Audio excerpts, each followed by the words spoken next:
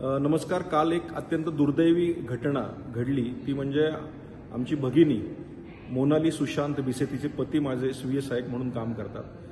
ती प्रेग्नंट असल्यामुळे दीनानाथ हॉस्पिटलला डिलिव्हरीसाठी ॲडमिशनला गेलेली असताना आणि पोटामध्ये तहानी 2 मुलं होती, जी जुळी होती आणि तिथं तिला 10 लाख रुपये अर्जंट भरा, नाहीतर आम्ही ॲडमिशन देणार नाही असं सांगितलं गेलं. 3 लाख रुपये भरण्याची तयारी असतानाही त्या ठिकाणी आम्ही ॲडमिशनच देऊ शकत नाही, क्रिटिकल शस्त्रक्रिया आहे असं सांगितलं गेलं आणि ॲडमिशन नाकारलं गेलं.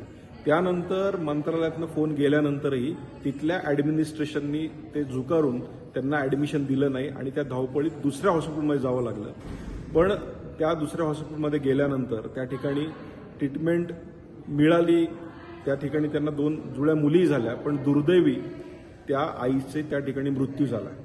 मला हे सांगायचं की दीनानाथ हॉस्पिटल हे खऱ्या अर्थानं गरिबांसाठी आणि ट्रस्ट म्हणून चालवलं जातं, पण अशा प्रकारचा अत्यंत गंभीर गुन्हा ह्या हॉस्पिटलने केलेला आहे आणि अशा अनेक तक्रारी ह्या आलेल्या आहेत आणि हे जर माझ्या स्वतःच्या पीए बरोबर होत असेल तर अत्यंत दुर्दैवी घटना आहे.